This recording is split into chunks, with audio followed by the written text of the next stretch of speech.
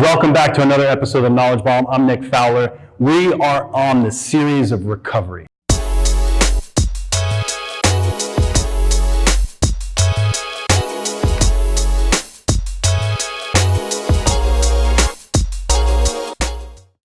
Today we're going to talk about sleep analysis, the importance of sleep, everything sleep. Sleep is one of the most important aspects of your training as an athlete, and it's probably the one that's most overlooked. Let's put it into some context. If you've ever gotten just 2 hours of sleep, think about how you feel in the morning, right? You feel like crap because you didn't sleep. Now imagine doing that for 3 weeks at a time, right? If you did that 3 weeks in a row, think about how you would feel after those 3 weeks, right? Think about the quality of your training sessions, the quality, the ability to sleep. Think about what happens to your hunger, your mood, all these little things that are tied into this simple idea about sleep, right? So that's obviously an extreme example of 2 hours a night, but let's just say it's 6 hours a night instead of the 8 that you think that you need. Imagine the debt that you would build up over the course of the 3 weeks, right? Now the insidious thing about small pieces of sleep deprivation, right? An hour at a time, half hour, is they catch up and they basically create a debt in recovery, right? So pretty simple. If you want to increase your back squat, right, increase your mile time, get fitter, faster, and stronger, think about ways you can improve your sleep. So how do you know what your sleep is looking like other than, hey, I sleep 6 hours a night, 7 hours a night, things like that? Well, it comes down to some sleep analysis. There's a bunch of tools out there on the market. There's some really cool apps that you can download. For instance, like Sleep Cycle, give you some insight into sleep. Honestly, Whoop, the Whoop band is probably one of the best because it's consistent and you wear it and you forget about it, and it will really give you some insight into essentially the quality of sleep. So, right, there's a quantity portion and a quality portion, right? Quantity is a little easier to quantify, but really what we're looking for is quality sleep. So, if we talk about quantity and we talk about quality, it kind of depends on the person.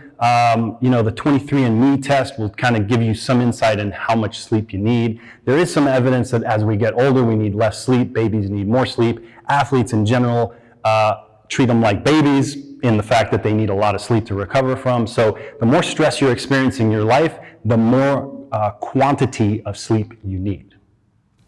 Once you have your quantity dialed in, I would say for the average athlete, it's somewhere between 8 and 10 hours a night. If you're not getting 8 to 10 hours a night, the easiest thing you can do to improve your performance is find out where you can get an extra 20 minutes of sleep. If you do that every month, over the course of 6 months, you're going to add a couple hours onto your ability to sleep. So really good, right? So when we talk about sleep analysis and we talk about the quality of sleep, there's some general principles to go by. Okay, one is caffeine. It's a given, right? Usually you want to cut caffeine early in the day so it doesn't interrupt your ability to fall asleep. Okay, I talked about in the last episode about getting a 4-point cortisol test. Okay, that's going to give you some insight into your ability to create and secrete melatonin in the evenings relative to your cortisol. Okay, finally, I would look at these sleep apps or the Whoop to look at any disturbances in your sleep. I know of a ton of people who really feel they get solid amount of sleep, 6, 8 hours, 10 hours, but they're always consistently tired. And when you look at a little bit of sleep analysis, right? For instance, the Whoop will tell you how many disturbances you actually have. And there's really no norm, but if you see, let's say 50 or 60, that's going to give you some insight into how deep your sleep is, if that makes sense. If you're waking up every 2 minutes, that's going to create issues. Okay, so that's where I would start. If you notice some disturbances, sleep quality is not there, you can always up the ante and actually go get a sleep study done, right? Sleep apnea is a pretty common occurrence, and you'll be surprised by making some adjustments, you can actually improve the sleep if you're in the sleep apnea group.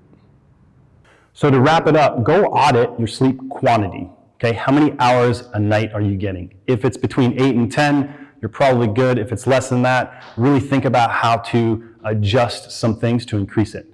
Number 2, sleep quality. Okay, now here you're going to need some sleep analysis tools to kind of give you some insight into that. Easy ones are the app, the Whoop. And even if you go get a sleep apnea study done, a sleep study done, it'll give you some insight into potentially the quality. So go take those two things, look at how you can improve those two, and I guarantee you it will increase your ability to make those gains.